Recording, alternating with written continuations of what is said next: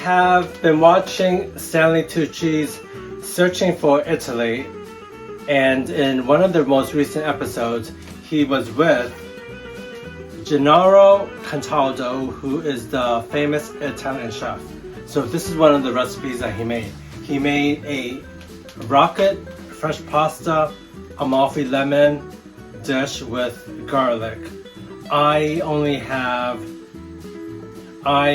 don't have the rocket, so I'm substituting it with Cavolo Nero kale, and then I don't have Amalfi lemons, so I just have normal lemons.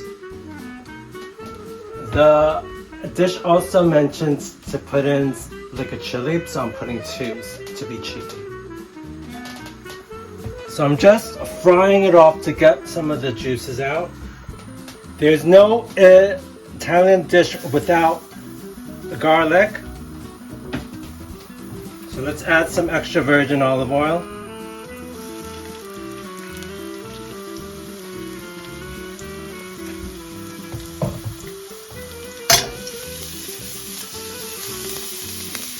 I think I might have put too much oil. So what are you doing? So I am crisping that off, and then the recipe also called for Amalfi lemons. Amalfi lemons, they are sweet in taste, sweeter than these normal lemons. So let's just see how this turns out. The pasta has been cooked in boiling salted water.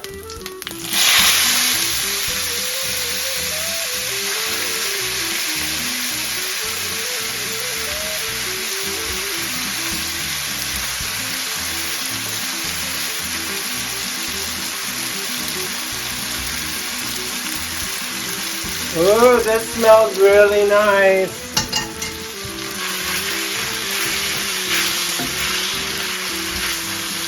Is this quite a simple dish? Yeah. Because I'm hungry. Pass me the butter. So this is what, like 4 cubes? I might need more, I don't know yet. So I am going to maybe squeeze some of these chilies to get out some of their heat. That's what he did on the show.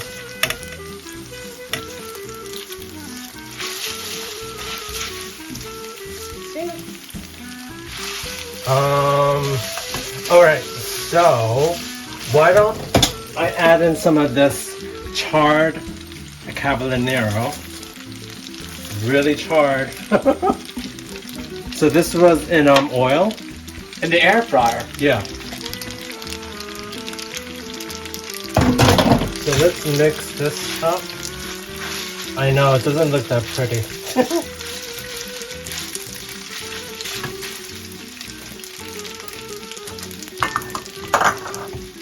And then I'll add the lemon to it after I plate it.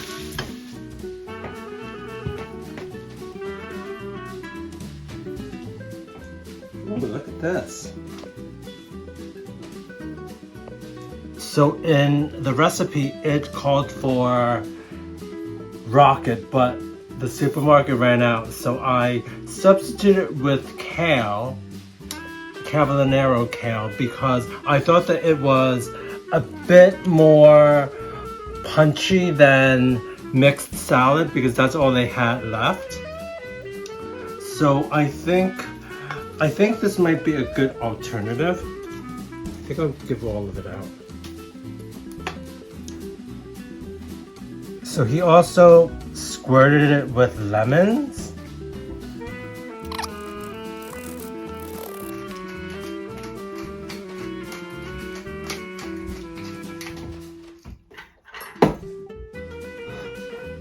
Okay. Oh my god, I'm getting really hungry. It makes it seem like I didn't eat for days.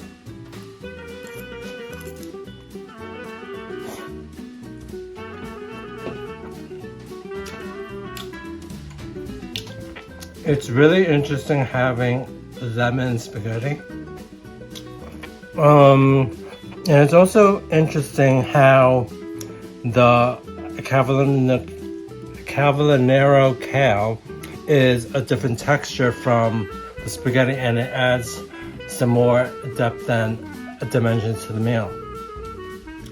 I think it might have been better with the rocket, but you need to make do, I think, and I think cooking is all about experimentation. So I would suggest to you to give this dish a try.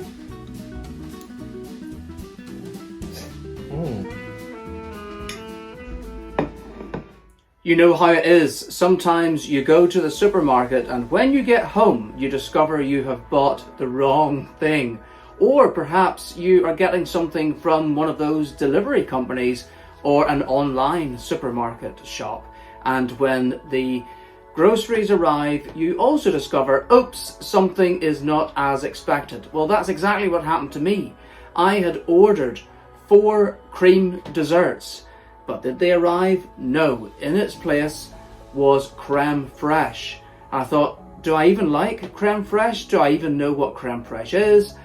Well, I don't know what the answer to either of those was, but I looked it up online and I discovered an absolutely fabulous recipe for a quick and easy creamy pasta.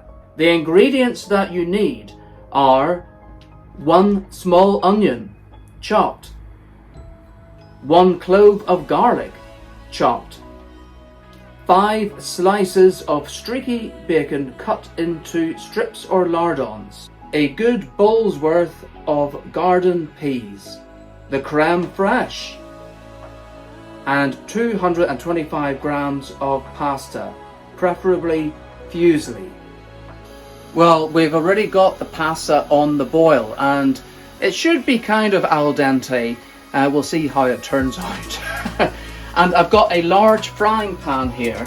Now, sometimes when you cook bacon, you would just put it in without any oil, but we do want a little bit of oil this time because we're going to be putting other ingredients in there later on, so we need a little bit of liquid. So I think that's probably about enough.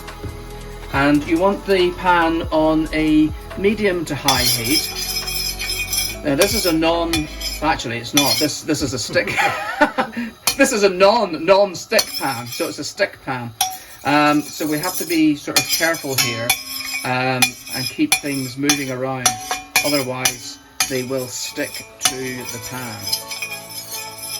So hopefully the oil has started to heat and we'll, oh yes, look at that, we'll get our bacon in, spread it around.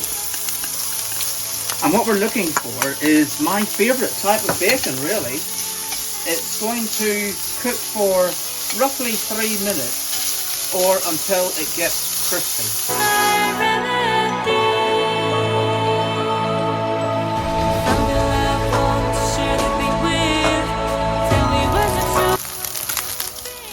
Oh, well, I think that's just about ready now. So what we want to do is reduce the heat to a sort of a medium heat now, down to here. And what we're going to do is we are going to put the bacon onto some paper just to let it soak up the fat. Try not to set fire to the paper. So we have our bacon on the paper, so that will soak up any excess fat, but we want a little bit more oil in the pan now. And we'll let that heat up. And the next thing we do is we're going to add in our onion, and that is going to cook for about 3 to 4 minutes until it's nicely softened. I'm using a red onion, but it doesn't really matter. You could use a white onion, or you could also use shallots, depending on what you've got. And the thing is, with a pan like this, you're going to get all those nice sort of tasty bits on the bottom. It's not burnt really, it's just golden, crispy. So while the onion continues to soften down, we're now going to add the peas to the pasta. And it's just going to sit in there for the last sort of 3 minutes or so of cooking time. The onions are nicely softened now. So we're going to add the garlic, and cook for a relatively short time, maybe another minute or so.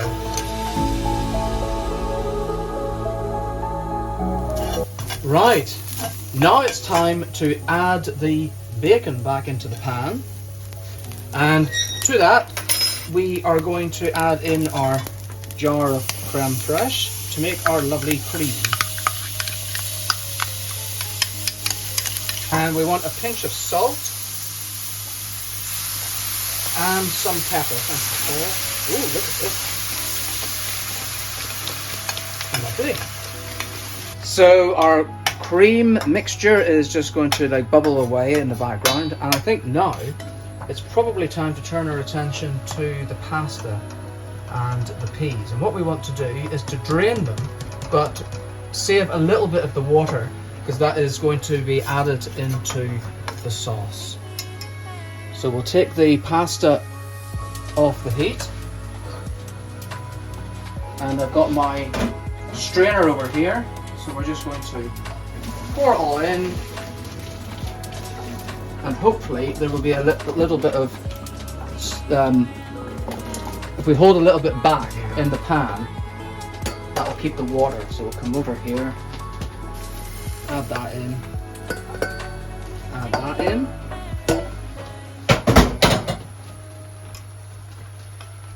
And continue to stir it around until everything's nicely mixed together. Did you put pepper in there yet? There was pepper, but you can add more. Salt and pepper to taste, my dear.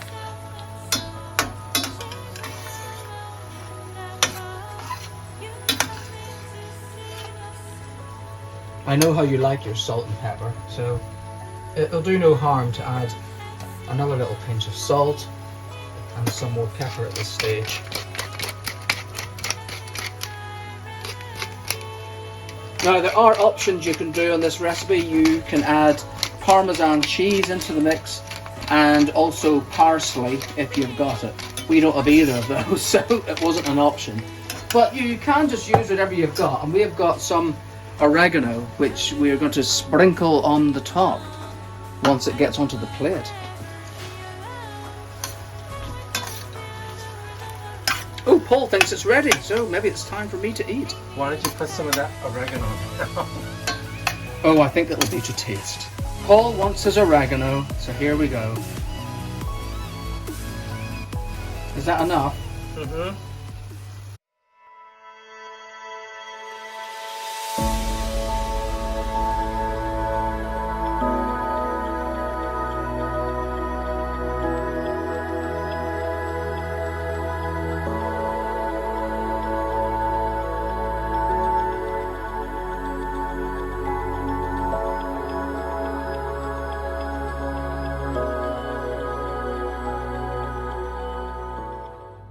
Does it not have enough of the sauce, or am I saucy enough? It's time for a taste test. Now, let's try this. It's still quite hot. That is creamy. That is lovely. Let's get some of the bacon. Bacon's my favorite, of course. And some of the peas. You might need a spoon for this. Oh, this might be one of the best things I've ever made, and it's so easy as well. So even if you do make a mistake at the supermarket, you can always rectify it at home. See you next time. You want yours now, Paul? Or should I just eat it all? When it came to thinking of what food to prepare for the coronation, there was only one recipe that came to mind, and that was coronation chicken. Now, you've probably seen it in sandwiches, but have you ever made it? Well, I know that I certainly haven't. So I looked up the recipe, and it is fairly easy. These are the ingredients that you need. 6 tablespoons of mayonnaise, 2 to 3 teaspoons of mild curry powder to taste, half a teaspoon of ground cinnamon, 2 tablespoons of mango chutney, 1 to 3 tablespoons of sultanas, or the amount that you just wish to have to taste, 500 grams of shredded cooked chicken and some black pepper to taste. So it's quite simple. All we do is add all the ingredients into the bowl. So we start off with our mayo. Oops. Our mango chutney.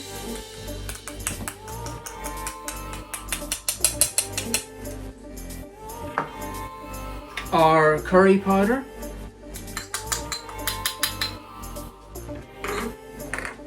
Our cinnamon. And our sultanas. And we just mix it together. It's a very, very small amount, really. Because once you add the chicken, you don't want the sauce to be overpowering. So there's quite a lot of chicken to go around. So we add the chicken into the bowl.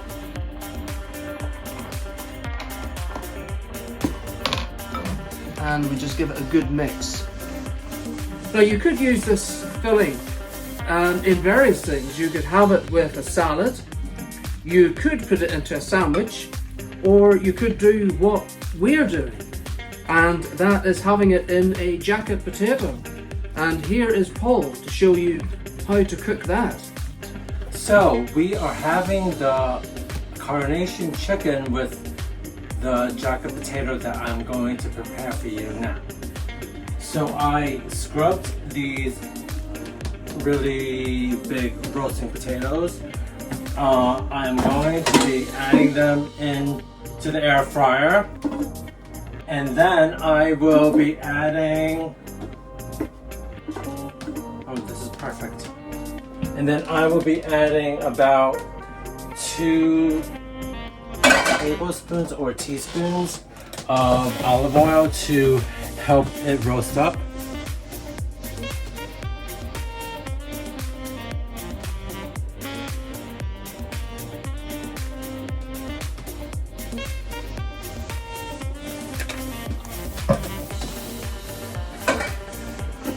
So this will go in for about an hour at 200 degrees. So I'm gonna roast them.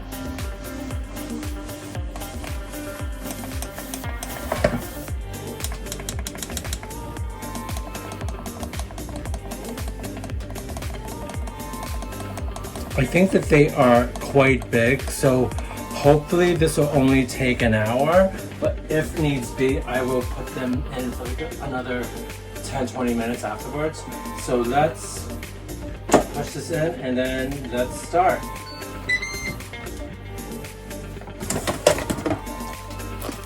So I actually had these potatoes in the air fryer for, I think, 1 hour 15 minutes. So just shy of the 1 hour 20. So I think I'm going to give this one to myself, and then Marcus wants a big one as well. A small one for me, I think. Do you want like this? Yeah, that medium one. I think this one's like small one. Okay. So I put it in the air fryer. I added the olive oil, and then I also seasoned it with salt and pepper in the middle of the process.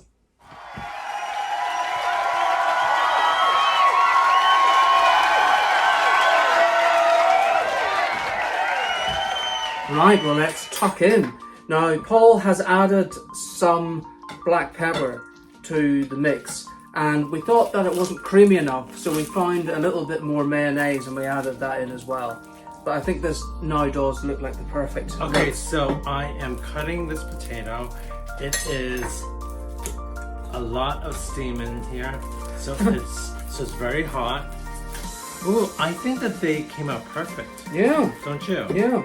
Well, you see them in those sort of ovens. Let's say sort of ovens. They're like, what do you call them? Like when you go. Those ovens. No. When you go to like a cafe, sometimes they have like a cast iron oven. All right. With a glass door, and it's specifically for baked potatoes. Oh, yes, we've got butter on the side. You should have them cut up so that when you put the butter in, then it just melts everywhere. You want me to quarter it? No, like do it the way that I did. Like, Oh, squish it down. cut like strips in each. No, like just. Should I do it I don't know what I'm doing. like this? Like Okay. cutting it long way. Okay, fine, whatever. Right, and then add some butter. Are you having any butter? Can you give me some pepper? Yeah, the pepper's right here, Need some more. behind the flag. Well, it was actually in front of the flag. Do we need more butter? Well, we've got this creamy mixture to go in. All right. Yeah. Yeah. Okay, so let me give you some Ooh, this mixture. sounds How exciting. much do you want? That much? Yeah. No. Like that? Yeah. Have a little bit plopped in both potatoes, both parts of the Should I have a potato. wee bit more? Yeah. I can't believe I haven't really had Coronation chicken. I see it in the sandwich and then I thought, how does it taste like? Not bad. There's like this Really? there's this it tastes like oriental stuff. Because of the curry powder. Yeah, I think because of the curry, and I think that a cold and hot combination does sound kind of interesting. Oh, so that's good. I think yes, the hot of the potato and the cold of the sauce or the filling, if you like, is they complement each other.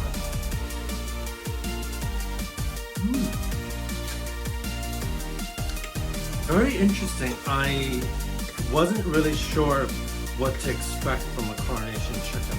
No, I very rarely actually get a coronation chicken sandwich, but I think I might get one just to sort of see how it compares with making it at home. But I do love the jacket potato. Yeah, I want this like skin bit. I think I'm gonna eat the soft bits first. Lovely and crispy.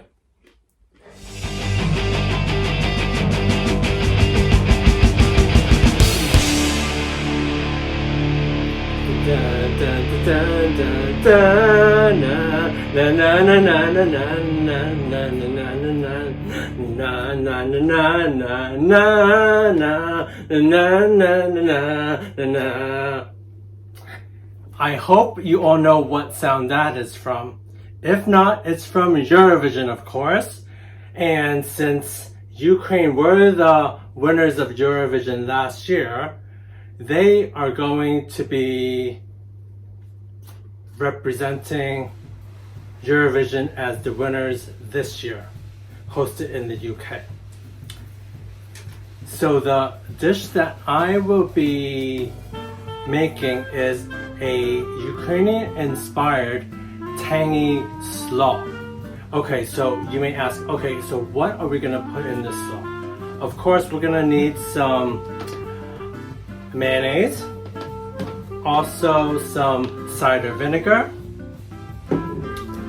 some whole grain mustard, and for the actual slaw, you need red cabbage, white or green cabbage, 2 carrots, 1 onion, 1 celery stick, lemon zest, as well as the juice of a lemon, and salt and pepper to taste. This is a quick and easy side salad that you could whip up in about 15-20 minutes, and it's non-cooked, so it's going to be super good because you don't have to worry about frying or cooking time. But yeah, other than that, I think we are good to go. Let's start with the dressing. So we need 250 mLs of mayonnaise. This is 450, so I'm going to need almost half of this. So why don't I just do it this way rather than do this?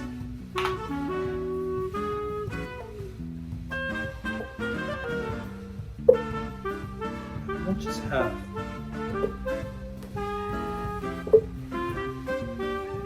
Okay. I think I might have used a little bit more than half. So this is the cider vinegar. We need 2 tablespoons.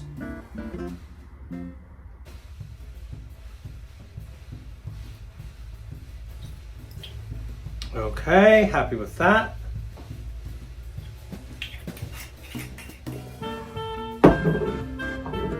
It's said to use 2 tablespoons of whole grain mustard, but we're only gonna maybe have like maybe 1. So I think that will have to do. And now for the lemon zest and lemon.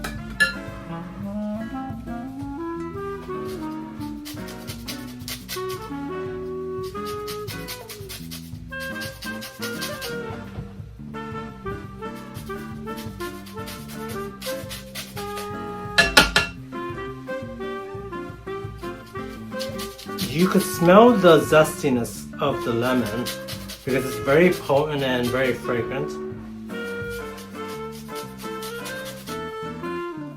The secret with lemons is that you need to do it in such a way that you don't get the seeds into your sauce or mixture. So you hold your hand right here and then you squeeze into the palm so that it catches the seeds. But then it always goes into my dish though. So let's also season it while we go.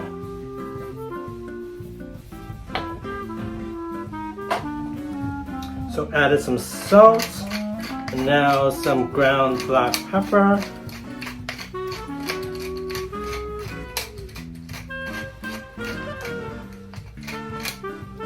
To be honest, I think we need some more mayo because it seems a bit too lemony.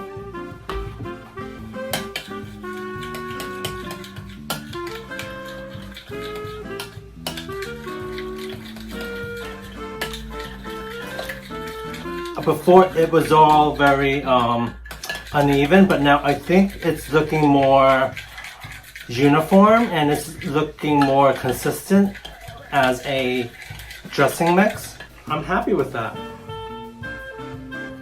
So I need to julienne the carrots. So I need to cut them in half first. And then cut them into strips and possibly even cutting them further to make them nice and thin so that they would be able to absorb all of the dressing. So these are gonna have to do. So into the mixing bowl. So why don't we start the onion next? So this is one of those really sharp knives that we have because I think this will get it really nice and thin. Okay, this is gonna be the hard part now.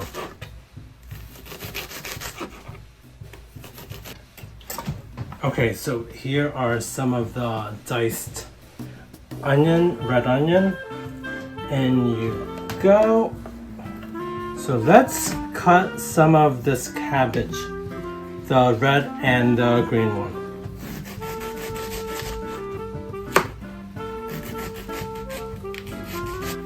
Put your whole arm into it because there's a lot of resistance. Okay, let's see if I can get it in. Gosh, that's a lot of cabbage. Oh, why is that not over yet? Oh, okay, so celery cutting time. So I'm gonna first cut it vertically or horizontally, whichever.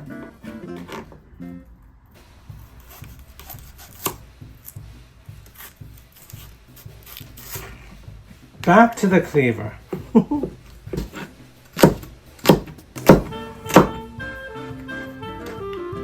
Okay, so they aren't uniform in size, but I think this is gonna be like a rustic type of dish. Okay, now is the fun time where you get to incorporate everything together. So I have 2 spoons. So then you just keep folding it in.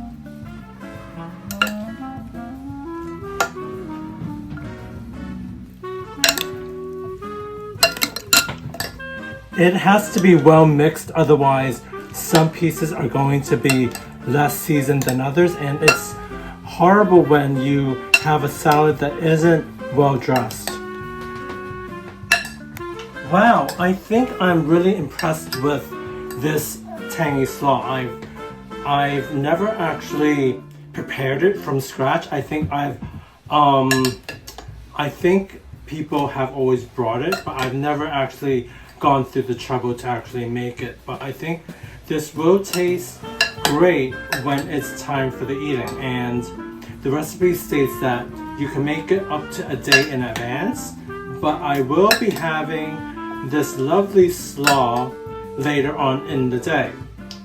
So all I need now is some cling film to put around and then pop it into the fridge.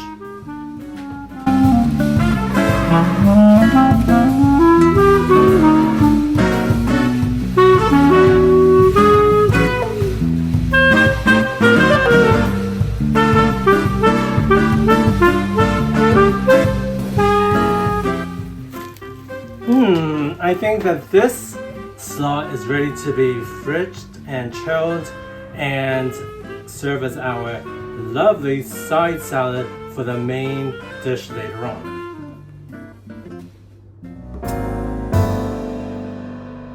I am all about trying new things and trying new recipes. I've heard of chicken shawarma, that's shawarma. I think that's how you spell it. Don't write in if I got it wrong. So yes, this is a Lebanese type of recipe. So you could use chicken, lamb, anything that you want. So we've decided to use chicken. So I'm using chicken thighs that have been deboned. So I have marinated the chicken thighs, and it has been in this dish for a good, I would say, 7 hours. It is best to leave it overnight, but I think that the minimum is 3 hours. So there is a garlic clove, coriander, ground cumin, ground cardamom, cayenne pepper, smoked paprika, salt, black pepper, lemon juice, and olive oil.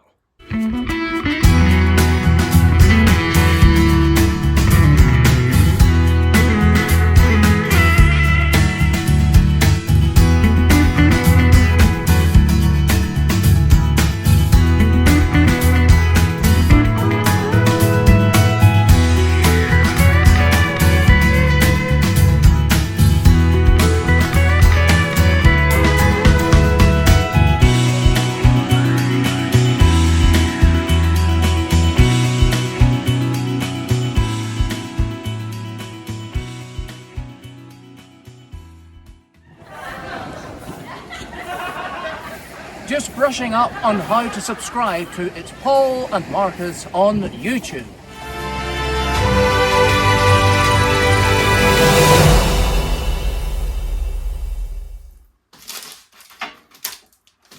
So I think that chicken thighs have the most flavor because it isn't as dry as chicken breast. Because I'm making it, I'm going to make a lot so that then there will be some leftovers for the next couple of days. So I am going to put this in the oven for a good 25 minutes at 200 degrees Celsius.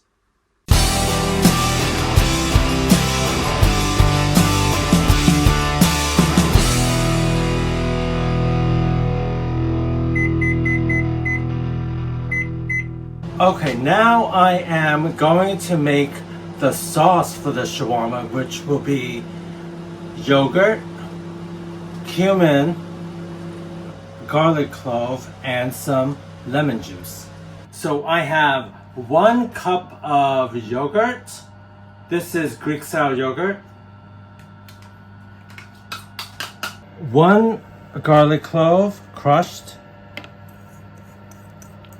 1 teaspoon of cumin and 1 squeeze of lemon juice. So I decided to make the chicken shawarma from scratch. I know that there are some brands and some stores that may sell shawarma recipe kits or something, like the ones that you just pour out of the jar, but I didn't want to do that. I wanted to be as authentic as I can without being from that region. I went through the painstaking way of marinating the chicken, getting all of those ingredients, and then putting it all together. And we are going to have it in a wrap. So I am going to be toasting them on this griddle pan, and then once it's warm, I'm going to add some tomatoes, lettuce, and onions to it for an authentic type of feel to it. So yeah, I'm pretty excited to see how it turns out.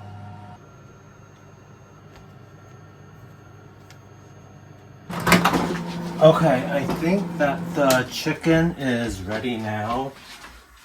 This is gonna be quite hot. Okay, why don't I cut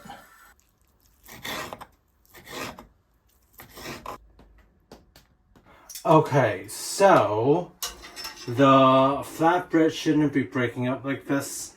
Maybe I need to buy a more premium brand next time, so I will learn that for next time. So I have some coriander that is already chopped up.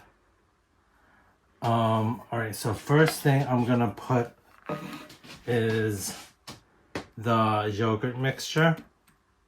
This will be the binding agent, I suppose, and then this will give it some more flavor because there isn't that much liquid in the rest of the dish.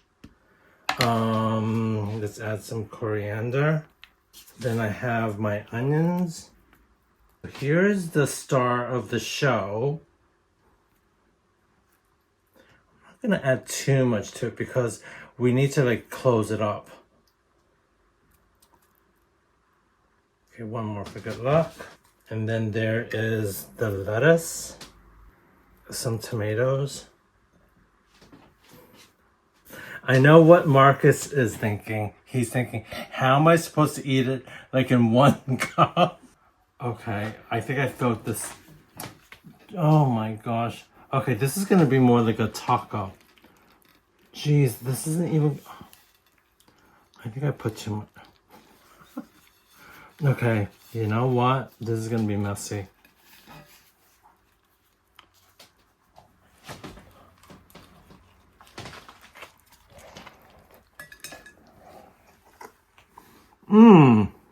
I could taste all those flavors coming through. Especially the cumin, and also the paprika, and also the cardamom. Like you can really taste all that stuff coming through with each bite. You know what? I think that this tastes as good as they make it in the kebab places. So I think if I wanted a kebab, I could technically make it myself. I'm not an expert at it, but it does take some work, but I think that it's totally worth it, and I think it would be better for your wallet as well. So I'm going to eat up, and then I think I might just go to sleep after this because this is filling me up. You know what I think? I think that these wraps are too small or something. They're too flimsy. I think I only paid like about £1 for it now. I think maybe the more premium ones might cost like about 2 or 3 or something. But no, I think I like the taste of the yogurt sauce. I didn't know how easy it is to make, so not sure how much more I want today though. This is quite filling. What are you doing, Marcus? I'm trying to find our subscribers. They seem to have disappeared. So please subscribe.